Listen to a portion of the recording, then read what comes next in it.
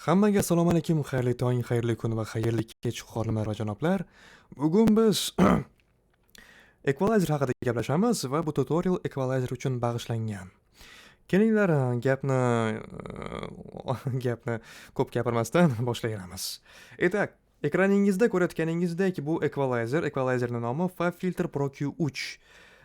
FabFilter Pro Q4 ham bor. Xohlasangiz 3 ni ishlating, xohlasangiz 4 ni ishlating, eng yangisini farqi juda katta emas.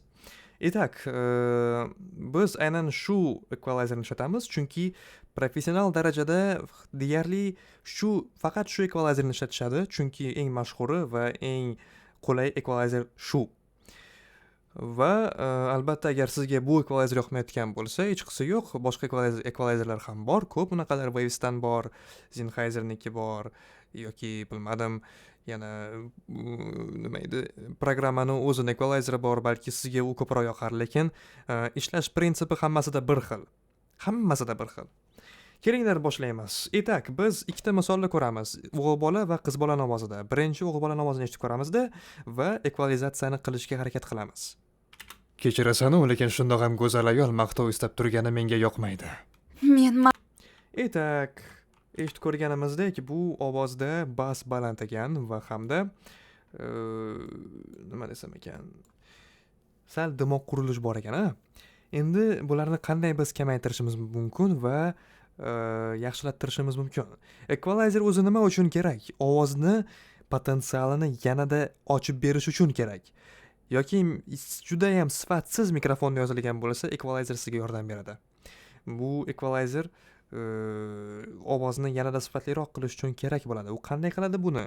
Keraksiz musor chastotalarini kesadi yoki teskarisi qo'shib beradi yetmayotgan chastotani. Bu esa juda muhim narsa. Interfeysga keladigan bo'lsak, etak, o'ng tarafda ko'rayotgan bo'lsangiz, desibellar bu balandligi. Bu yerda balandligi ko'rinadi. Chastotani balandligi va ovozni balandligi. Mana bu chiziq bu chastotani me'yori, ya'ni o'rtasi 0 da turadi. 0 da turgan joyidan siz kesasiz, bunday qilib kesib chiqaverasiz xohlaganingizcha. Pastdagi raqamlar esa mana bu raqamlar. Bu chastotaning gertslari 0 dan 20 minggacha. 20 mingdan narini odam eshitmaydi, shuni bilib olinglar. Insonning qulog'i 20 ming gertsdan nariga eshitmaydi. 20 ming bu predel, bu maksimum. Kelinglar biz basdan boshlaymiz. Bas bu 0 dan 170, 150 gacha bo'ladi. Kelinglar, 2 marta mana bu nuqtani bosamizda va ko'rib turganingizdek bunaqa devor paydo bo'lib qoladi. Bu devor nima uchun kerak? Bu qanchalik basni silliq kesishi yoki agressiv kesishi uchun. Biz agressiv kesamiz. Buning uchun mana bu tugmani bosamizda uchburchagini 24 qilamiz. Agressiv kesadi, mana ko'rayotganingizdek kuchliroq kesadi. Yanada qilsangiz bo'ladi. Bu ovozga bog'liq va bas qanchalik baland eshitilishiga bog'liq. Mamnuqa juda mamnuqa bo'lib ketsa, mamnuqa bo'lib ketadi yoki mikrofon basli yozadigan bo'lib qolsa, o'shandagina basni yanada ko'proq kesishga to'g'ri keladi. Vot, shunaqa ovozlarga uchratib qolsangiz demoqchiman-da. Etak, endi biz mana bu tugmani bosib turasiz albatta, keyin eshitib chap o'ngga surasiz. O'shanda qayerda sizga bas balandroq eshitilsa, o'sha yerda qoldirasiz.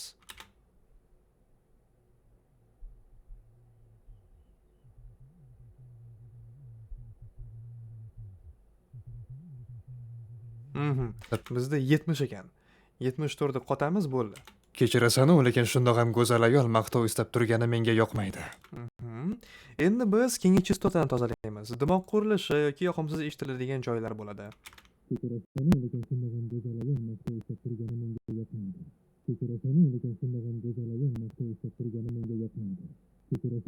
Shundoq ham go'zal 170 ta ekan. Biz 170 ta buni sal kichikroq qilamiz.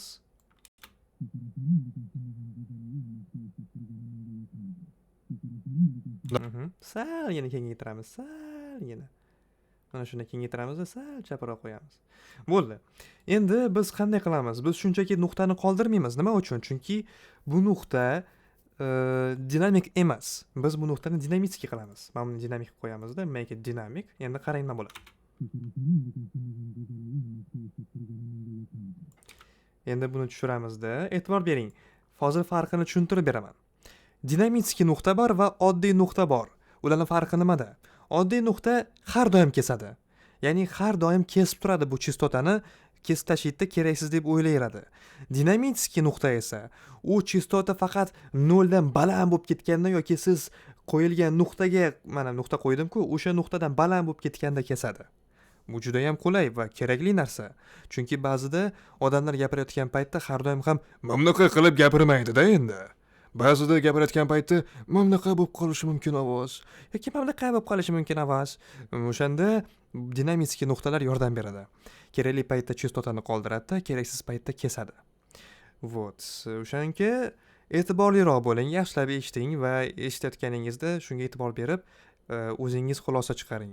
Ovozda har xil, balki sizga dinamitskiy kerakdir yoki dinamitskiy kerak emasdir, hammada har xil bo'ladi. Endi qarang, e'tibor bering mana bu nuqtaga. Kechirasan, lekin shundoq ham go'zal ayol maqtov istab turgani menga yoqmaydi. Ko'rdingizmi, kesmadi, faqat boshida kesdi-da, qolganini kesmadi. Nima uchun? Chunki boshida shu dimoq qurilish bor-da, qolganida yo'q. Tushunyapsizmi? Aynan shuning uchun ham bu dinamitskiy rejim kerak. Endi keyingi chastotaga o'tamiz. Keyingi chastota bu 400, 200 dan boshlab 500, 600 gacha bu burunga ketishi. Endi qay bo'lib qolsa ovoz burunga ketadi-yu, burunga va shunaqa chastotani kamaytirish uchun kerak bo'ladi.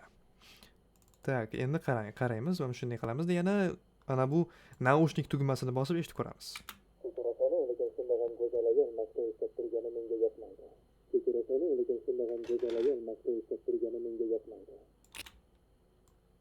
Ag'am. Demak, mana shu chastotada burunga urilish baland ekan. Shu chastotada biz anaqa kamaytirib qo'yamiz-da, pasaytiramiz. Itak, shunday qilamiz-chi? Qani? Tayyor. Kechirasan, lekin shundoq ham go'zal ayol maqtov istab turgani menga yoqmaydi. Bo'ldi, endi bu yog'iga 1000 dan boshlaymiz. 1000. 1000 va 3000, 2000 gacha bu ovozning o'rtasi bo'ladi. Ya'ni o'rta ovoz, zolotaya seredina. Ovozingizni o'rta chastotasi, eng muhim chastotalardan biri, shuni hisobga oling. U nima uchun kerak? U nutqingizni aniqroq eshittirish uchun kerak. Agar masalan uchun agar siz YouTube'da qanaqadir narsani aytib beryapsiz, tushuntirib beryapsiz, nimadir qilyapsiz bilmadim. O'shanaqa proyektlarda bu chastota ko'tarilishi shart. Nima uchun? Chunki nutq aniqroq eshitilishi uchun kerak. Agar bu chastotani ko'tarsangiz, har bitta qattiq harflar farqi yo'q. R-mi, T-mi, Q-mi, J-mi bilmadim. Shunaqa harflar tilingizda quloqqa yanada aniqroq eshitiladigan qilib qo'yadi. Lekin dublyajda odatda bu narsa kamaytiriladi, chunki ovoz yoqimliroq eshitilishi uchun. Lekin unda qanaqasiga inson buni aniq tushunadigan bo'ladi deb o'ylaysiz? Buyog'iga endi boshqa pluginlar yordam beradi. Equalizer, kompressor, reverberatsiya, qolgan effektlar qo'yilgandan keyin bu ahamiyatsiz bo'lib qoladi, chunki o'sha effektlar yetishmovchilikni to'ldirib beradi. Mayli, bu o'sha boshqa tema. Qani eshitib ko'raylikchi, qayerda bu chastota juda quloq qurilayotgan ekan. Kechirasan, lekin shundoq ham go'zal ayol maqtov istab turgani menga yoqmaydi. Kechirasan, lekin shundoq ham go'zal ayol maqtov istab turgani menga yoqmaydi. Kechirasan, lekin shundoq ham go'zal Mana bu yerda ekan. Kechirasan, lekin shundoq ham go'zal ayol maqtov istab turgani menga yoqmaydi. Kechirasan, lekin shundoq ham go'zal ayol maqtov istab turgani menga yoqmaydi. Bo'ldi, tayyor. Keyingi chastota bu 2000 dan boshlab 5000 gacha. Bu o'rta baland chastota. Ya'ni bunaqaroq ovoz bo'ladi-yu, bashaq ovozda baland chastota bo'ladi. O'sha chastotani tozalash uchun kerak bo'ladi bu chastota. Chastota deyman. Bu nuqta, bu joylar. Itak eshitib ko'ramiz.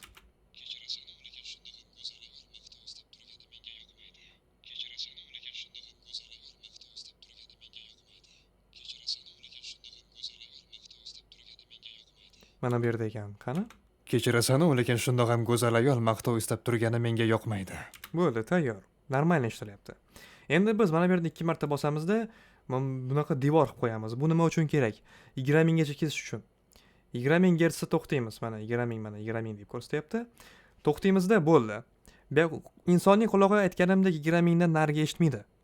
Shuning uchun buni qilsangiz farqi bo'lmaydi.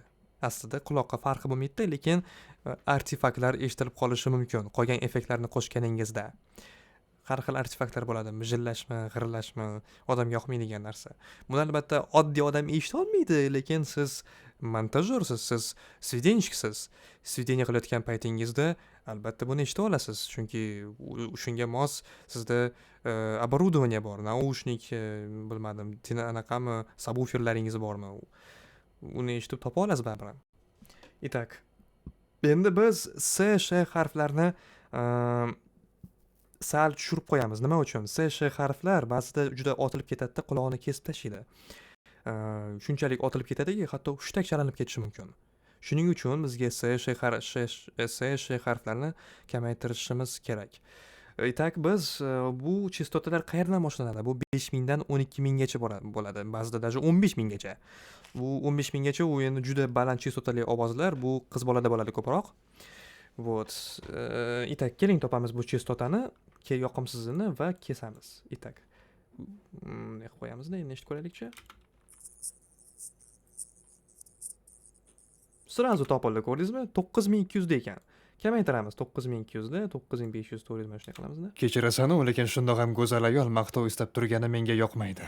Kechirasan-u, lekin shundoq ham go'zal ayol maqtov istab turgani menga yoqmaydi. Tayyor, bo'ldi. Yoqimliroq eshitilyapti endi ovoz. Endi buni farqini bilishimiz uchun keling biz equalizersiz va equalizer bilan eshitib ko'ramiz. Kechirasan-u, lekin shundoq ham go'zal ayol maqtov istab turgani menga yoqmaydi. Bu equalizersiz edi. Endi equalizer bilan. Kechirasan-u, lekin shundoq ham go'zal ayol maqtov istab turgani menga yoqmaydi. E'tibor bering, yoqimliroq eshitilyapti hamda S, Sh harflari endi ja kesmayapti quloqni. Va bu ayniqsa gapni oxirida bilinib qoldi. Gapni oxirida barxitliroq eshitildi ovoz. Endi qiz bolani ovozini qilib ko'ramiz. Keyingisi bu qiz bolani ovozi. Itak, qiz bolani ovozini tanlaymizda. Qiz bolani ovozini qilib ko'ramiz. Itak, qiz bolada sal boshqacharoq ishlatiladi, chunki qiz bolada ko'proq mana bu yerdagi chastotalarga e'tibor beriladi. Mana bu yerdagi, mana bu joydagi, chunki o'sha chastotalar qiz bolada balandroq bo'ladi. Itak, endi biz va yana bitta narsa, e'tibor bering, mikrofonlar ba'zida juda basli yozishi mumkin. Mana bunaqa urilib yoziladigan bo'lib qoladi-yu, ba'zida bas bilan yozib tashlaydi va havo urilishi mumkin. O'shanda basni ko'proq kesishga to'g'ri kelib qolishi mumkin. Shuni ham e'tiborga olinglar.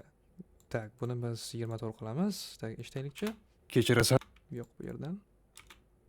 Кто istab? Tak.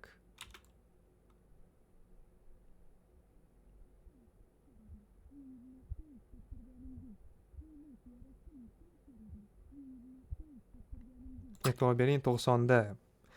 Nargisda 70 edi. Chunki Nargisda mikrofon tozaroq yozgan.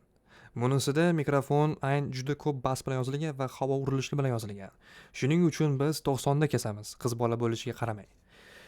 Вот. Endi shuning uchun biz bu yerda yana agressivliroq kesamiz, chunki juda urilib yotibdi, urilib eshitilyapti. E'tibor bergan bo'lsangiz, eshitib ko'ring. Qanaqadir degan ovozlar chiqyapti, ha? Bu xuddi yurak urilishida eshitiladi. Shuning uchun biz bu yerdan kesamizda va даже sal tushirib ham qo'yamiz. Men maqtov istab turganim yo'q. Ko'ylak yarashdimi? Shuni so'radim. Bo'ldi. Endi biz qolgan chastotalarni kesamiz. Bunday qilamizda. Tak. Men maqtov istab turganim yo'q. Ko'ylak yarashdimi? Shuni so'radim. Men maqtov istab turganim yo'q. Ko'ylak yarashdimi? Shuni so'radim. 250 ta juda dimoq qo'ryapti ekan. Buni kamaytiramiz. Men maqtov istab turganim yo'q. Ko'ylak yarashdimi? Shuni so'radim. Bo'ldi. Keyingi chastotaga o'tamiz. Burun ketishi. Burunga. Men maqtov istab turganim yo'q. Ko'ylak yarashdimi? Shuni so'radim. Men maqtov istab turganim yo'q. Ko'ylak yarashdimi? Shuni so'radim. Men maqtov istab turganim yo'q. Ko'ylak yarashdimi? Shuni so'radim. 500 ta atrofda ekan. Tak, bunday qilamiz. Men maqtov istab turganim yo'q. Ko'ylak yarashdimi? Shuni so'radim. Men maqtov istab turganim yo'q. Ko'ylak yarashdimi? Shuni so'radim. Bu yerga biz dinamitskiy qilamiz. Nima uchun? Chunki har doim ham otilmayapti. Dinamitskiy qilib bunday tushirib ko'raylikchi. Men maqtov istab turganim yo'q. Ko'ylak yarashdimi? Shuni so'radim. E'tibor berdingizmi? Har doim ham otmayapti ekan. Keyingi chastotaga o'tamiz endi. Tak. Men maqtov istab turganim yo'q. Ko'ylak yarashdimi? Shuni so'radim. Men maqtov istab turganim yo'q. Ko'ylak yarashdimi? Shuni so'radim. Bu yerda ham har doim ham urmayapti. Sal ko'tarib qo'yamizda, bu yerda ham dinamit qilar ekanmiz. Bunday qilib, Men maqtov istab turganim yo'q. Ko'ylak yarashdimi, shuni so'radim. keyingi chastotaga o'tamiz endi. Uchming. Men maqtov istab turganim yo'q. Oh, Ko'ylak yarashdimi, shuni so'radim. Men maqtov istab turganim yo'q. oh, Ko'ylak yarashdimi, shuni oh. so'radim. Yomon uryapti ekan. Mana shu yerdan shunday qoldirib qo'yaylik. Men maqtov istab turganim yo'q. Ko'ylak yarashdimi, shuni so'radim. Bo'ldi. 2700-2900 atrofda tepaga uryapti ekan. Itak, endi gramini kesamiz. Tak. Shunday qilib qo'yamiz. Gramini qilib. Itak, endi mana buni qilamizda, endi seshalan kesamiz.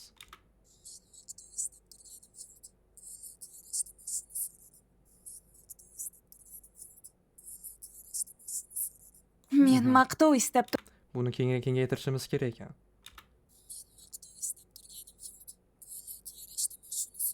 Chunki 9000 dan 12000 gacha boryapti. Sheli. Kengroq qilamizda, keyin sal tushirib qo'yamiz. Mana shunday qilib. 10000 atrofida.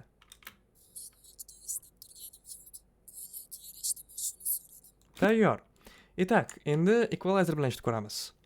Men maqtov istab turganim yo'q. Ko'ylak yarashdimi, shuni so'radim. Endi equalizersiz. Men maqtov istab turganim yo'q. Ko'ylak yarashdimi, shuni so'radim. Quloqqa juda yoqimsiz eshitdilar. Urilib ketdi, baslar eshitdilar, tamom qurilishlar bo'ldi. Вот, shuning uchun equalizer kerak. Bu juda ham muhim narsa. O'shanga har doim birinchi o'rinda shu narsa qo'yiladi. Equalizer qo'yiladi. Shuning uchun proyektlaringizga e'tiborliroq bo'ling va albatta proyekt turiga qarab equalizerni nastroykasi qilinadi. Dublyaj bo'lsa, film bo'lsa, albatta kesiladi va chiroyliroq qilishga harakat qilinadi. Agar yoki qanaqadir podkast bo'lsa, YouTube'da qanaqadir video qilmoqchi bo'lsangiz, teskarisi ba'zi chastotalarni qo'shishga to'g'ri keladi, chunki aniqroq eshitilishi kerak tomoshabin uchun. Вот, xullas kalom shunday. Bu equalizer haqida tutorial edi. Umid qilamanki, video yoqdi. Obuna bo'lishni, va'daga bosishni unutmang va ko'rishguncha xayr. Sizlar bilan Serdar edi.